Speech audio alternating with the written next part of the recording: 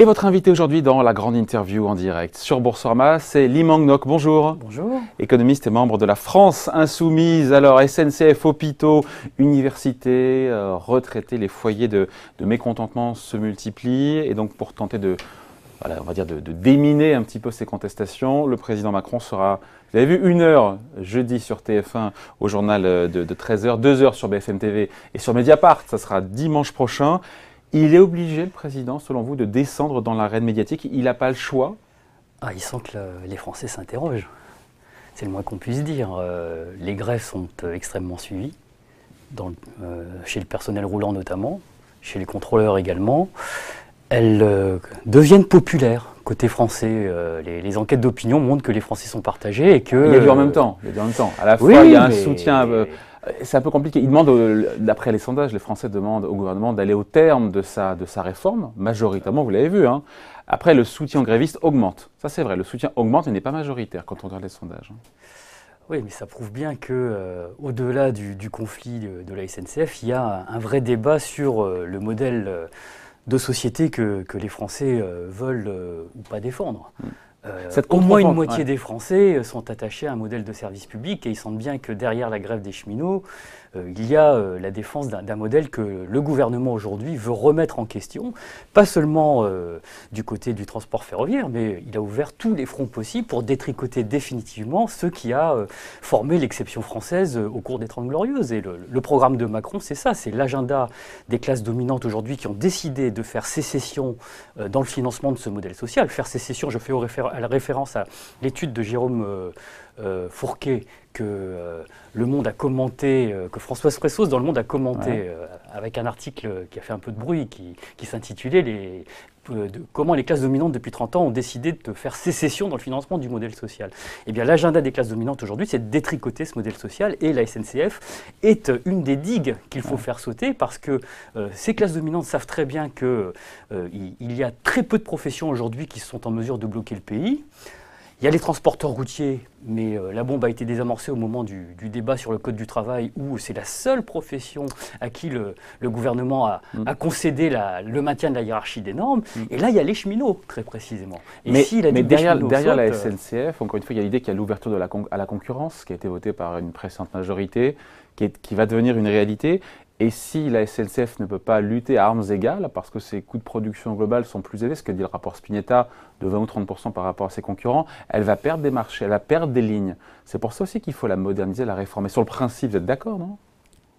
Non, je suis entièrement en désaccord avec l'ouverture à la concurrence parce que la SNCF, tout comme les activités de réseau, font partie de ce que les économistes appellent le cadre du monopole naturel. Donc si vous ouvrez à la concurrence, vous aurez un monopole naturel privé. Ouais. Et la spécificité... C'est pas ce qu'on voit en Allemagne. L'ouverture à la concurrence et la Deutsche Bahn a toujours 90% du marché, malgré l'ouverture à la concurrence en Allemagne. C'est pas ce qu'on voit empiriquement. Oui, mais la Deutsche Bahn a des tarifs qui sont plus élevés que la France. Ça, c'est juste. Et une productivité qui est inférieure. Donc, vous voyez que c'est sur des critères purement économiques, ce n'est pas forcément ce qui se fait le mieux. Mais plus généralement, je voudrais insister sur un point, c'est que lorsque vous avez des activités de réseau, vous avez des coûts fixes extrêmement importants. Ouais. Et si vous ouvrez à la concurrence, vous aurez in fine un monopole privé qui, pour dégager des profits, sera obligé de surtarifer par rapport à ce qu'on appelle le coût marginal, c'est-à-dire au coût de l'usager, parce que les coûts fixes sont importants. Alors le modèle de la Commission européne, c'est de maintenir la gestion des réseaux aux États, à qui on va demander d'être beaucoup plus rationnel. Et dans le rapport Spinetta, il y a l'idée que SNCF Réseau doit rester une entreprise publique, ça sera une société nationale à capitaux publics, mais ça ne sera pas un EPIC. Cette société n'aura donc pas la garantie d'État, puisque l'EPIC a la garantie de l'État. Là, on n'a pas la garantie d'État. Donc le coût du financement, le coût de l'endettement sera plus important. Sauf si l'État reprend une partie de la dette de la SNCF. Oui, mais ça fait partie du deal. Dans Spinetta, il y a l'État prend une partie, reprend la dette, et l'autre deal, c'est on transforme ça en société nationale pour renchérir le coût de l'endettement pour que la SNCF s'endette moins. Mais en s'endettant moins, on entretiendra moins le réseau, et c'est la raison pour laquelle Spinetta recommande la fermeture de 9000 km de lignes. Ce qui a été encore une fois mis de côté par le gouvernement, qui n'a pas été repris par le gouvernement. Ça n'a pas été repris, sauf que si la SNCF le fait pas, si la SNCF le fait pas, ça veut dire qu'elle transfère aux régions. Et comme les régions aujourd'hui voient leur dotation baisser, on voit mal comment on peut maintenir les 9000 km de ligne, sauf à fermer des trains et à fermer des guichets, ce qui revient au même que à réduire le nombre de lignes. Donc l'objectif financier poussera à une réduction du réseau secondaire et nos concitoyens ont raison de s'inquiéter. Ouais. Mais ce que vous me décrivez là, encore une fois, l'ouverture à la concurrence, c'est pas ce qu'on a vu en Allemagne, encore une fois. La Deutsche Bahn, encore une fois, on parle de monopole privé, la Deutsche Bahn aujourd'hui c'est 90%, ça reste. Parce qu'ils ont compris que 90% du marché passe par la Deutsche Bahn. Ils ont compris que ça devait rester public cette affaire, même avec l'ouverture dogmatique de la concurrence voulue par la Commission, parce que le modèle de la Commission c'est la socialisation des pertes par le fait que les entités peuvent rester sous contrôle de l'État pour gérer les réseaux, pour socialiser les pertes, mais c'est privatiser les bénéfices. Les bénéfices sur les opérateurs, c'est ça le modèle. Ouais, et les opérateurs peuvent devenir privés. Mais pour les clients, moi je pense aux clients encore une fois, aux usagers, aux passagers, aux voyageurs, est-ce que l'ouverture à la concurrence, c'est ce qui nous est vendu, va permettre d'augmenter, d'améliorer le service, le taux avec des tarifs moindres? Ça, vous n'y croyez pas? Ah, ça, j'y crois pas du tout, parce que vous avez deux contre-exemples au modèle allemand, qui est moins bon que le modèle français, je l'ai souligné pour commencer. Parce que les prix des billets de train sont plus élevés. Oui, les trains arrivent à l'heure, etc. Vous avez le modèle britannique, où ils ont dû remettre de l'argent dans l'entretien des réseaux, mais l'ouverture à la concurrence sur les opérateurs a été catastrophique. C'est un contre-exemple. En termes de qualité et en termes de prix.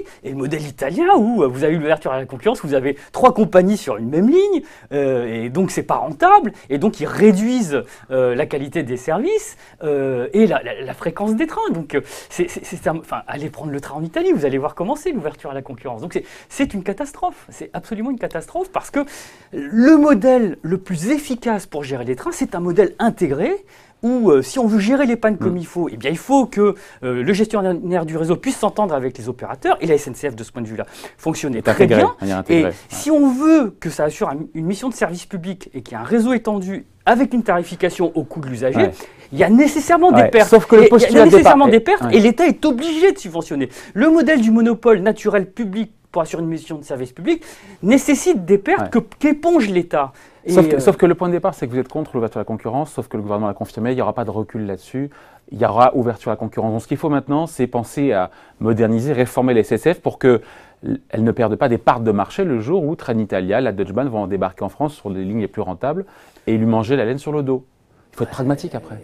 Il faut être pragmatique. Nous nous opposons à l'ouverture à la concurrence et c'est la raison pour laquelle nous disons... Il y a une majorité, ils vont le voter, vous le savez bien. Non, bah, attendez, la messe n'est jamais dite. La messe n'est jamais dite. La messe n'est jamais dite. Sur 2022, on est au deuxième tour d'une élection présidentielle et que par bonheur, on passait.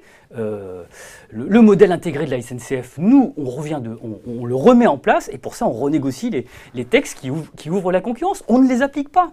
C'est la raison pour laquelle nous disons, pour appliquer un programme où vous avez une SNCF intégrée, vous êtes obligé de renégocier les textes européens. Et c'est pour ça qu'on met l'accent sur la renégociation des textes européens, parce qu'on a bien conscience qu'avec l'ouverture à la concurrence, le débat est pipé.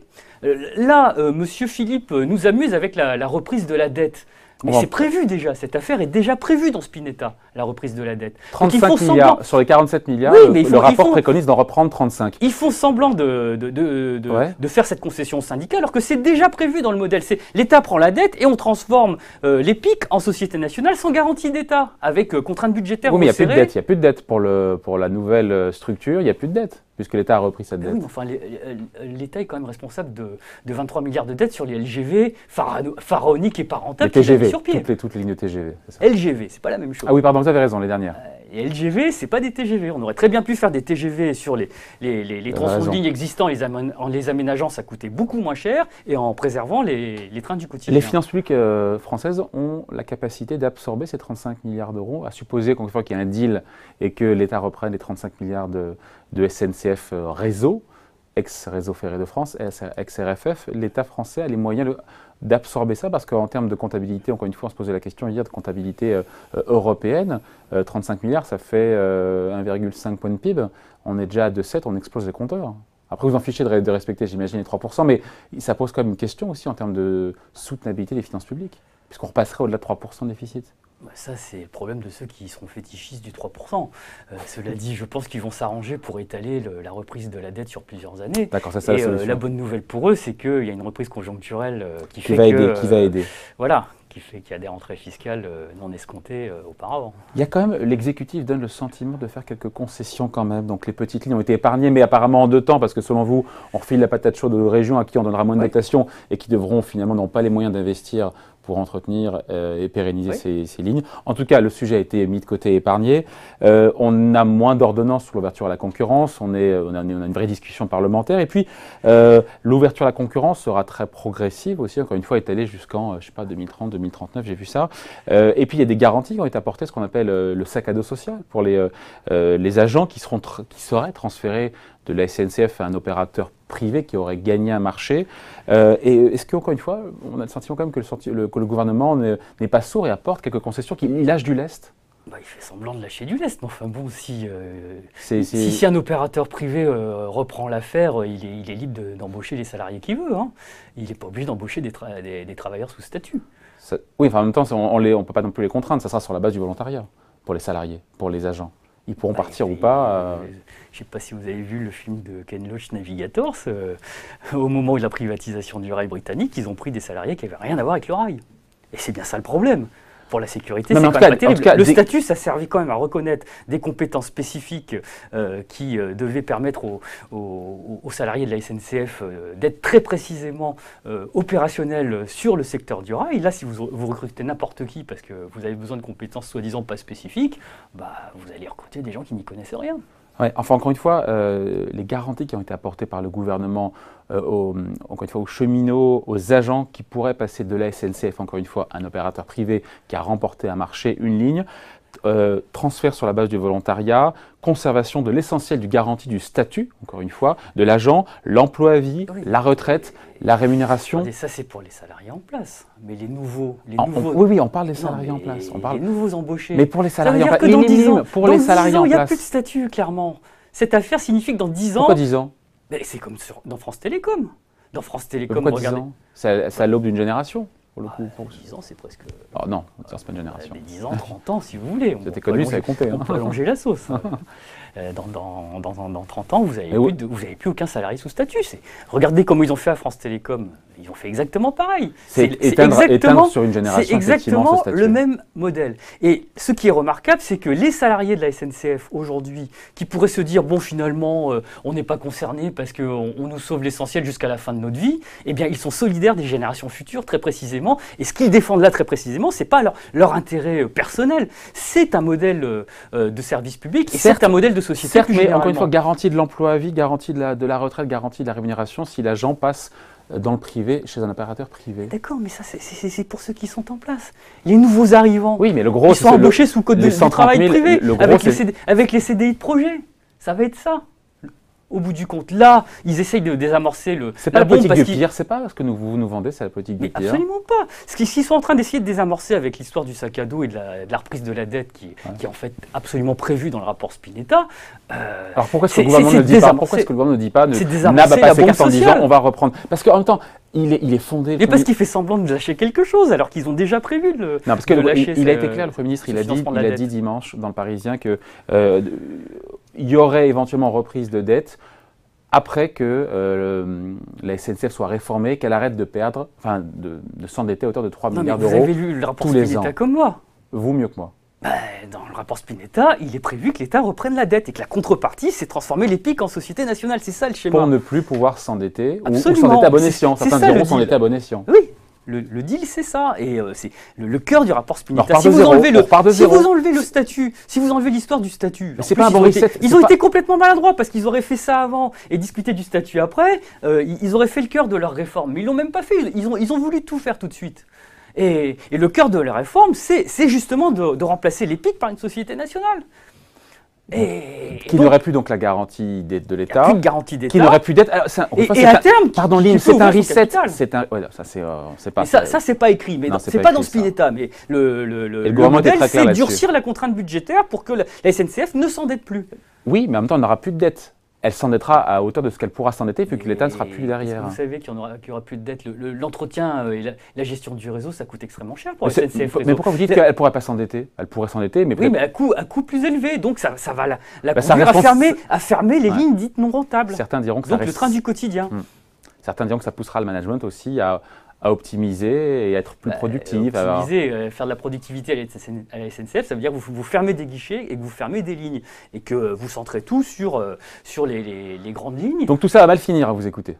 Oui, ça va mal finir. Et les Français ont raison de s'inquiéter et de défendre un modèle En de service Allemagne, public intégré. ça s'est mal terminé au Royaume-Uni, mais pas en Allemagne. Encore une fois, on n'est pas obligé de penser qu'à chaque fois, on va se planter comme ceux qui ont échoué. Oui, à chaque fois que ça se passe mal en France, on parle de l'Allemagne. Pour le moment, dans le cas français, on avait un réseau intégré qui était un des meilleurs maillages du territoire du monde, où les trains arrivaient à l'heure et battaient même les records du monde de vitesse. C'était le meilleur service public qu'on avait au monde et que l'État, à l'époque, subventionnait.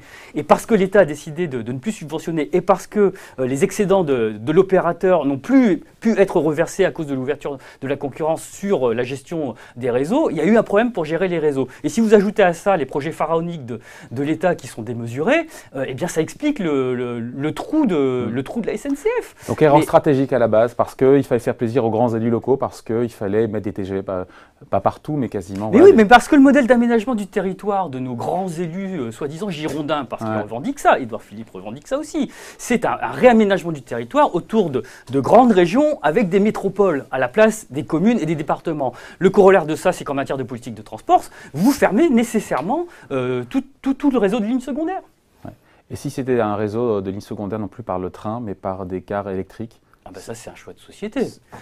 Ça coûte beaucoup moins cher et c'est beaucoup plus sûr d'électrifier les lignes secondaires plutôt que de construire des LGV et non, mais des autocars, des autocars électriques. Si à défaut de prendre un TER ou un Intercité, il y avait des cars, des lignes de cars électriques.